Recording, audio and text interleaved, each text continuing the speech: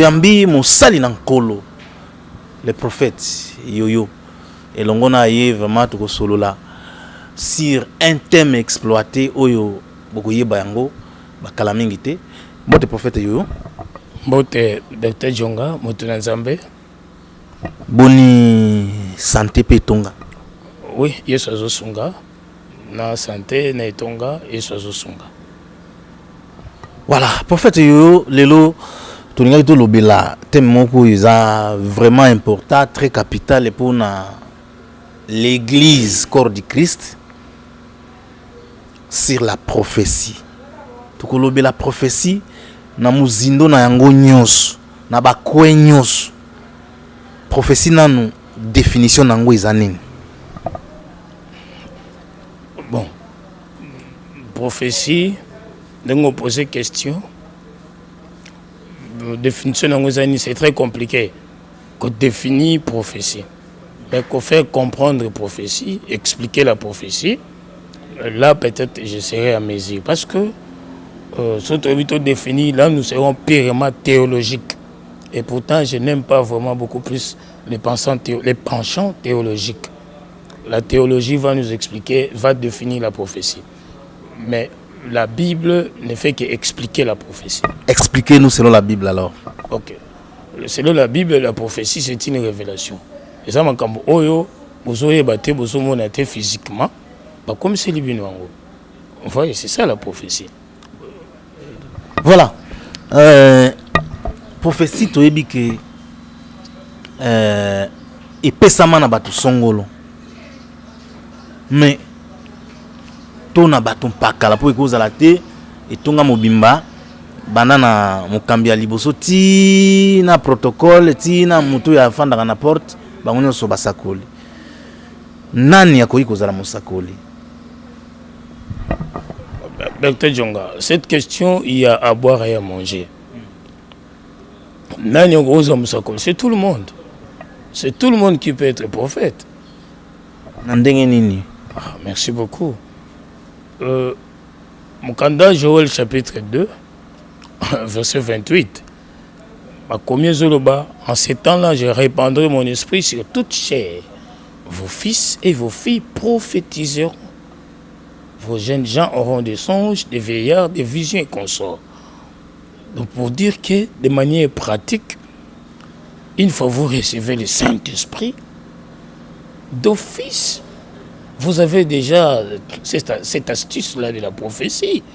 Quant à vous d'y exercer, ou exercer, ou aiguiser, s'il faut que j'utilise le verbe aiguiser, ou aiguiser, en ces temps-là, je répandrai mon esprit sur toute chair. Vos fils et vos filles prophétiseront. Donc voilà un peu. Voilà.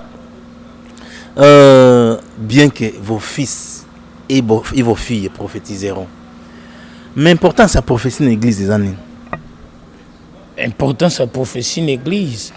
Et ça, c'est important, sa prédication dans l'église. Nandenge pour te dire que prédication est allée et l'autre est cause à la prophétie est mais prédication est qui na bateau et ça les peut musala nango.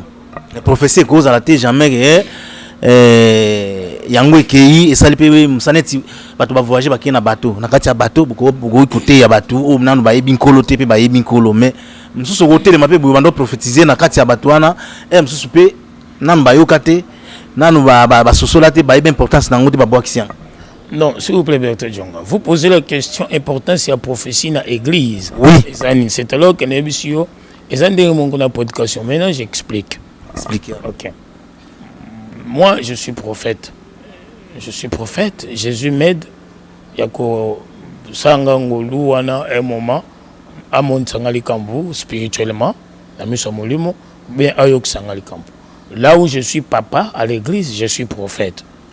Communément, on nous appelle tous des pasteurs, pas de problème.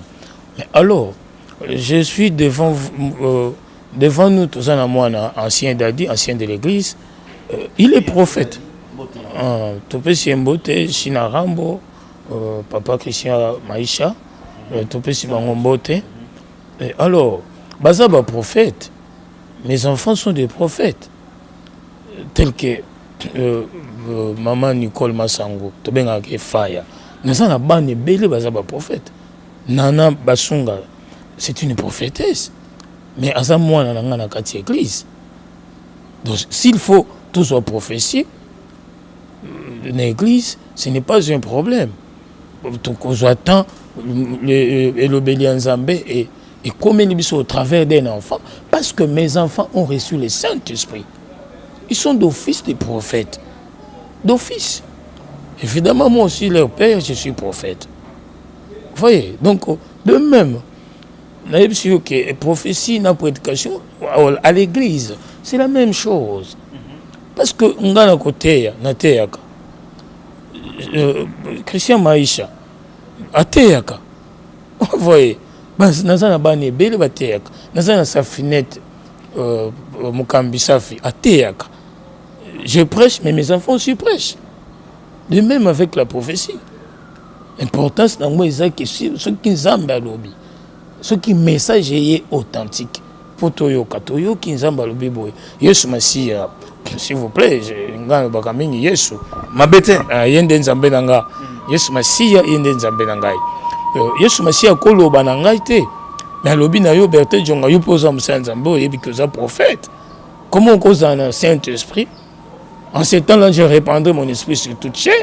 Comment on cause un Saint-Esprit pour un prophète? Ça, c'est pas ta caisse.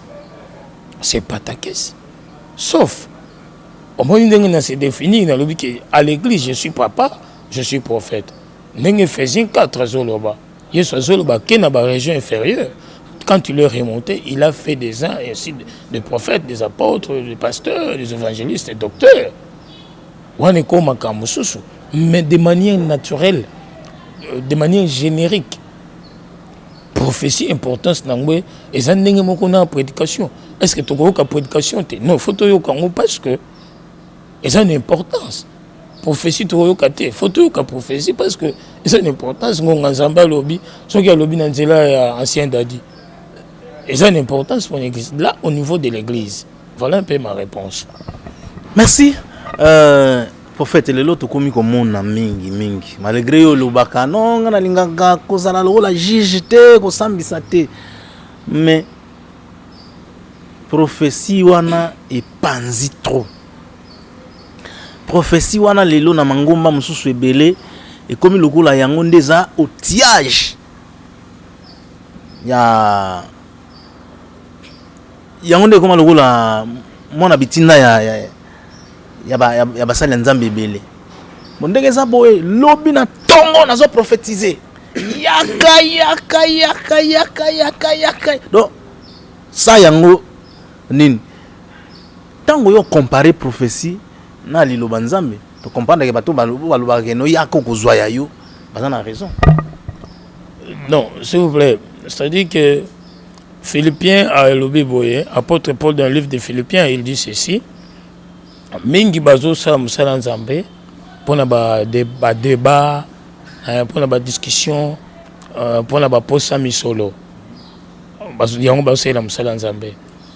Mais basu souper le kolanga polo bongote. Alors, de même, je ne sais pas rapidement dire que ba o ba lobaka bongo boya kozo prophétie basa kamabe. Mais moi je sais une chose. Prophétie et un canal de centre. C'est le Saint-Esprit qui nous aide à capter les messages. C'est le Saint-Esprit qui nous aide à capter les messages. Nous ne préparons pas la prophétie. Nous ne préparons pas la prophétie. De même, boya miracle, j'ai dit miracle. Ça c'est de n'importe quoi parce que nous tous nous sommes éberloués. Nous sommes tous éberloués. Oui, nous sommes tous éberloués de constater que miracle est salamé. On ne promet pas les miracles. Même avec terme maintenant que vous sentir que tu as en face il y a juriste. Bon, ça c'est autre chose. Hein. On a vie privée nanga et formation nanga et science. Mais au moins, bisognos tous à la basourdi. Comment est que miracle est salamé? Bocanité miracle salamé. Quand on promet les miracles, il y a il faut contrôler les ébélés. De même avec la prophétie. Prophétie au cause de la Tekofandi. Je vous prends cet exemple. Prophète Élisée, il était ensemble avec Géasi. Nanda kwa moi suis oh. prophète qu'il était, prophète de son état, il pose la question à son fils spirituel. Géasi, moi, sur un problème nini et tout ça. Il était prophète, mais il n'a pas vu. C'est alors qu'apôtre Paul Alobi, en partie, nous connaissons en partie.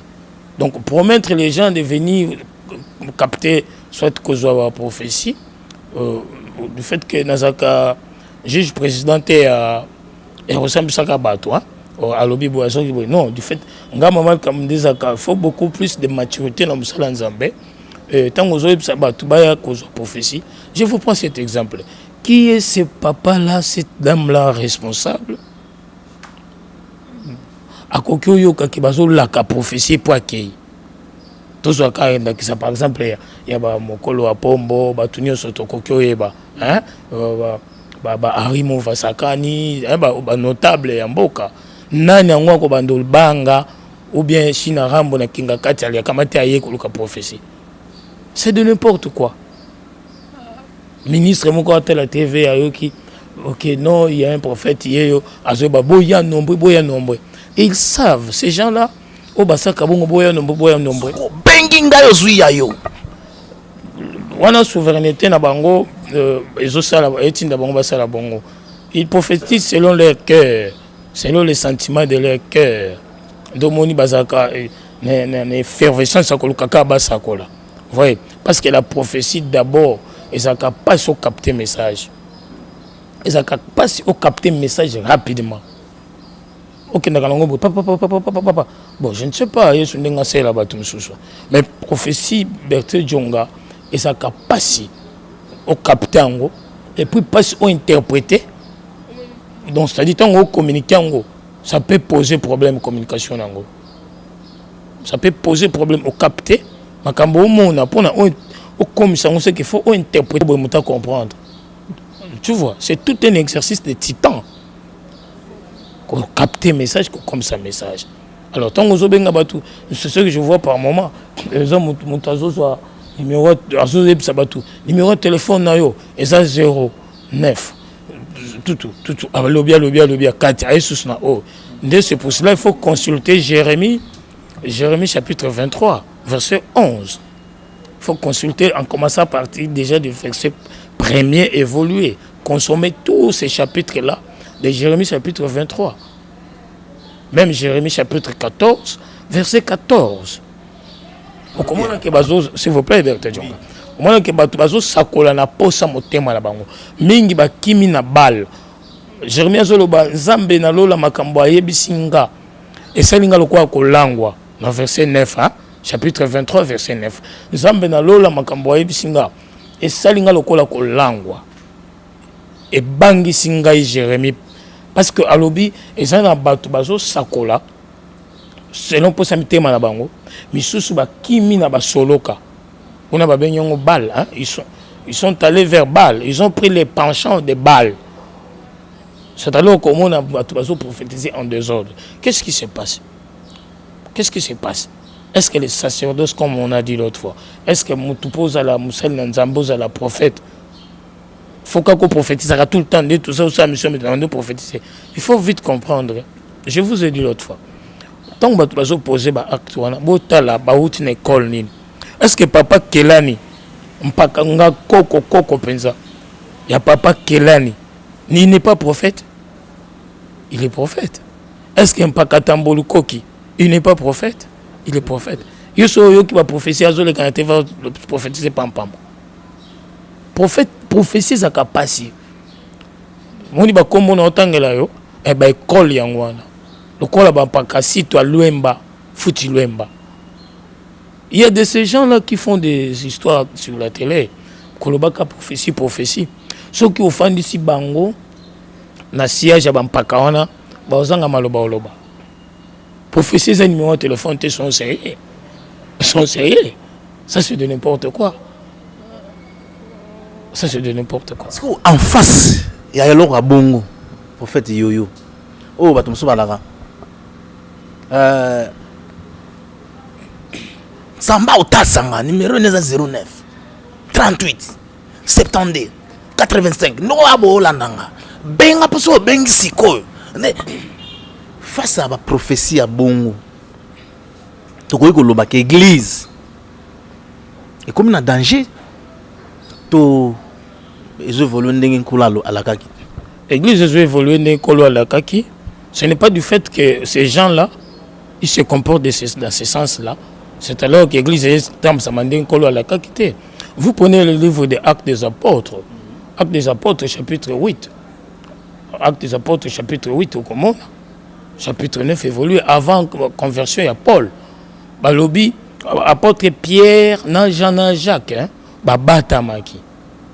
Mais il y avait un magicien à Samarie. Il y avait un magicien à Samarie, Azo Salaba miracle, qui étonnait un bon nombre de gens. Qu'est-ce qui s'est passé? Un moment, simplement diacre Philippe s'est rendu là-bas. Et il a contredit ce que ces gens-là, ces messieurs-là faisaient. C'est alors que Pierre Ayoki, qui est non, dans Samarie, qui m'y côté, notre serviteur, notre diacre, a même qui m'y a Pierre à Kekuna. Pour dire quoi? Depuis la nuit du temps, l'église a toujours combattu. Depuis la nuit du temps. Il faut que nous ayons ce genre de personnes qui passent chaque jour à la télé, qui font tout ce qu'ils font, pour créer cette démarcation à Bosanto. Bateau Basaka Bosanto, il ne blablate pas, Bateau Basaka Bosanto. Yoko Kyomo Sonika Futazu Tsakaba Makelele. Yoko Kyomo Sonika Futazu Tsakaba Makelele la TV. Venez nombreux. Il y a Bandako Benga Batu. Oyonga na Ebim Paka Nazuka d'emblée, Paka Sony. Je le salue, je le respecte beaucoup. Nayebi o Bandako ça la publicité Zaki, fille de Sarah Nae. Azo pesa maté, azo pesa notion. Général. Respect à mon vieux. Je l'encourage aussi à Tikalaka Nde Azali, Pende Azalaka. Vous comprenez? C'est-à-dire que l'église, il y a seule l'église normale, et Tchamakele était. Beaucoup de fantasmagoriques. Beaucoup de fantasmagoriques dans le Cambodge et l'Ecclésia. C'est-à-dire que Moutouné soit l'Ingakaboya, Simba, prophétie. C'est quoi, à part la prophétie, au Goyeb Sabatutende Bakotalola. Kokotalola peut sa prophétie. Il faut promettre les gens des choses. Il y a malamo et les autres. Donc, l'église, ils ont fonctionné, ils ont fonctionné. Ils ont balaka. Ils ont prometaki. Depuis la nuit du temps, depuis l'époque de Jésus, il y avait toujours des opposants. L'école de Gamaliel, l'école n'a pas place à porte pour la haute, qui m'a dit Samsani. Il m'a dit qu'on s'opposait à la synagogue. La synagogue qui fonctionnait dans le principe à Moïse. Donc, c'est là depuis la nuit du temps. En fait, oui, sagesse, nous, un jour, il y a bato ebele ba kolanda émission na dictionnaire hein.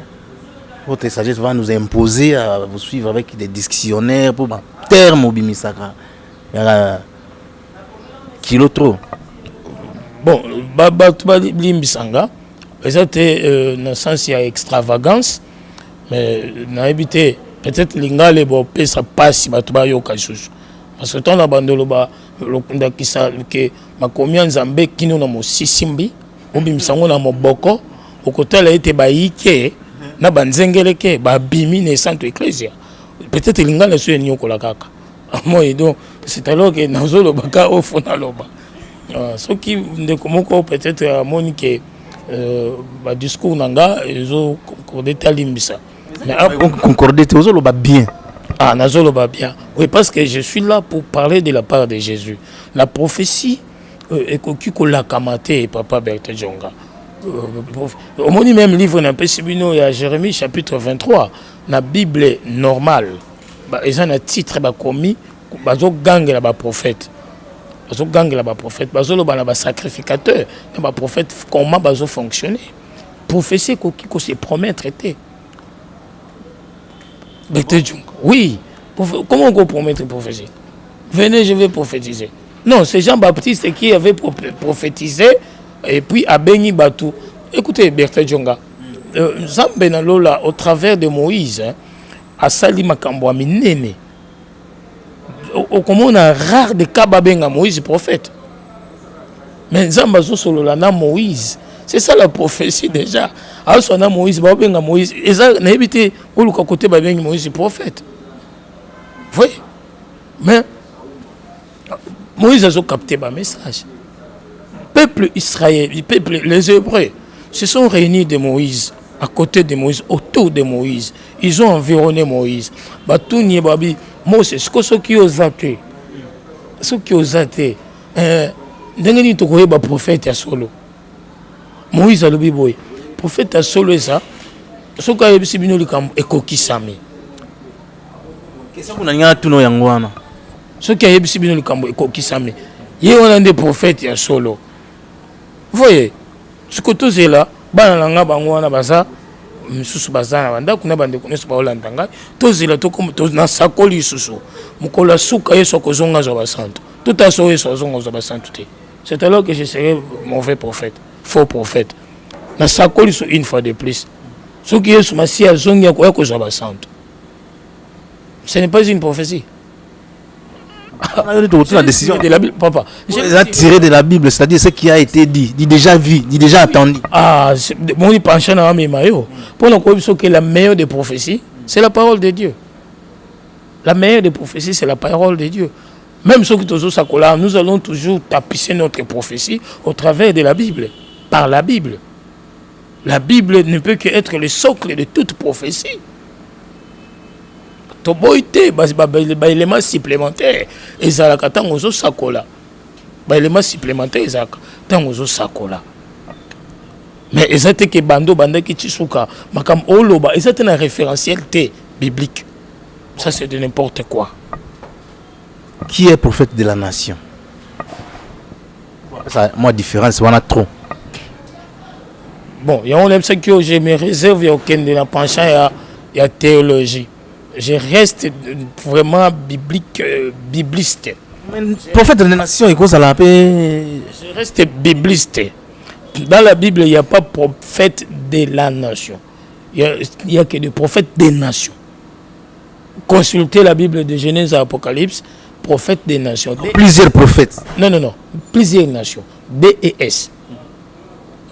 Quiconque aurait trouvé prophète de la nation, qu'il vous appelle, vous allez placer votre numéro, qu'il vous appelle, les prophètes qui est passé là, à cause qui m'a cambalé, prophète des nations. Prophète Yoyo, à l'obi boy. Moutounios, Oyo, à un verset biblique, au bakomi, prophète de la nation. De la nation. Abenga. Msusu, so verset wana ezali a ozape cadeau. Oui, cadeau kaka, je vais me plier, dire merci pour apporter un plus cadeau dans le sens il y a bien matériel, même pas. C'est-à-dire que prophète des nations. Vous allez prendre tel que Jérémie et consort. Prophète des nations. Chose grave, ceux qui osent prophète des nations, c'est Kalaka tout simplement prophète. Vous voyez, confiez-vous à l'Éternel votre Dieu, vous serez affermis. À ce prophète, vous réussirez. Si vous voulez amener 2-3 personnes, quelques personnes vers la réussite, restez seulement prophète. Ça, c'est 2 Chroniques, chapitre 20, verset 20. Restez tout simplement prophète. Alors, quand vous voulez ajouter un supplément, un superlatif, Mokoboé, et puis ça sens dans la Bible, prophète de la nation. Je ne me retrouve pas bibliquement. Au départ de mon école, je ne me retrouve pas. Ma question est bila usulana Moussa Nankolo metukomo kinedia na suka. Prophète Yoyo lelo na RDC mobimba. Toujours tanga babsakoli babimi ebele kutuma yebo ekosa. Mais bazo bima bongo sans père spirituel. Est-ce qu'il existe? Bon, Kolobakaras Moussakoli se trouve peut-être aux bloqués on dirait tout le belaka prophète non. C'est-à-dire Moussa Nanzambe, oui. Sans père spirituel, on a peu ce qui est sous moi makasi. Je prends l'exemple tout simplement d'apôtre Paul. Apôtre Paul, tant ou quoi sami, miso kangami bakendaki ko sambelela pas un certain Ananias. Ananias était un sacrificateur. C'est ce que dit la Bible. Ananias est un sacrificateur. Apôtre Paul accueille Ananias a sambelelier pour na miso efongwama ayamba molimo santo. Mais éviter ce qui versait ça kolobake. Ba ça qui Ananias yebse akesa musala boy azong sabwa matabo kitabo. C'est très compliqué. Je ne renvoie pas les gens à la rébellion, mais j'interprète la Bible. Et entre-temps, je recherche la réponse à la question posée. Et ça passe si au moins verset sur Ananias à l'accès qui apôtre Paul commence à Moussala. Même pas. Donc, je prends encore un autre exemple. D'abord, je continue avec l'exemple de l'apôtre Paul. C'est à plus tard. Apôtre Paul a 14 ans plus tard, c'est ce que dit Galate, a na Pierre, na Jean, na Jacques, pour ne pas reconnaître physiquement. Pour ne pas reconnaître physiquement. Parce que dans 1 Corinthiens chapitre 9, apôtre Paul a le Bible. Ne suis-je pas apôtre? N'ai-je pas vu Jésus?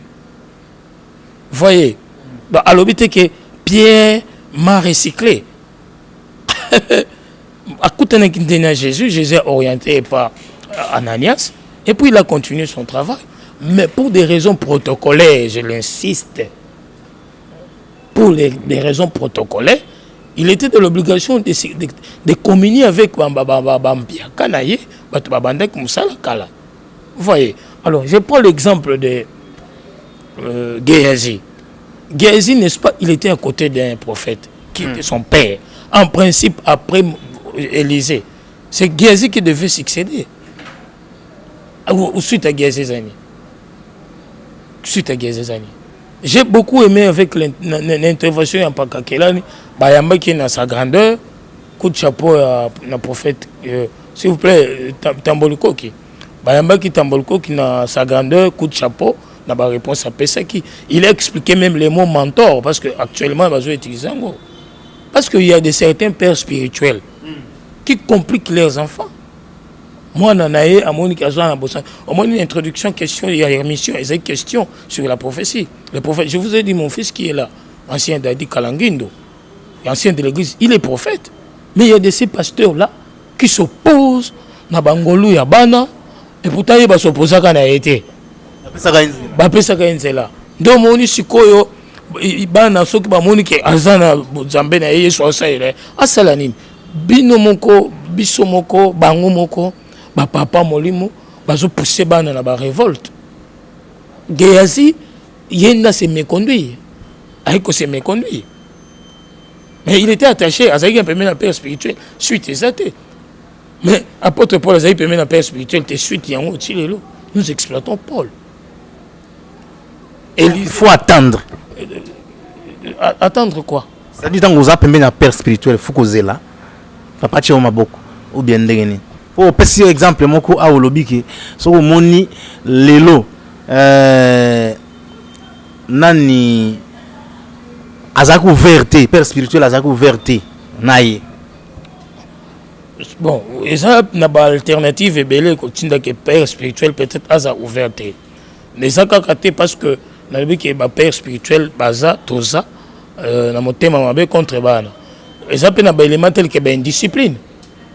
Et ça, il y a un élément tel qu'indiscipliné. On a un exemple, il y a Géasi était indiscipliné, papa. C'est alors que papa Moniata, il a été. Mais papa Naé Élisée, il était discipliné à l'égard de son père spirituel qui était Élie. Mais tant Élie a Zoukende, Élisa c'est qui démarche. À comment bon dit la papa Sambé, papa Sambé qui est Élie n'a pas prié pour Élisée. Consultons la Bible, les livres des 2 rois. Élie a semblé l'Élysée. Si Élie a accueilli, quelque part, ce qu'on a Élie Moutema Mabé, ou bien Élisée s'est révolté, ou bien Élisée s'est qui. C'est-à-dire quoi? Il faut seulement laisser le monde et fonctionner dans les mango. Élisée, dans un qui n'a réflexe, il y a ah non. Au moins, il y a Berthe Djonga. Le kit céphalé rachidien spirituel, il faut fonctionner à capé. Un déficit, ce qui est ça, ya mulimo Azana mo ba déficit à comprendre des choses. En fonctionner peu en désordre. Élisée yé moko netan atikali alobi azwa manteau à papa. Papa il sait que tu as manteau.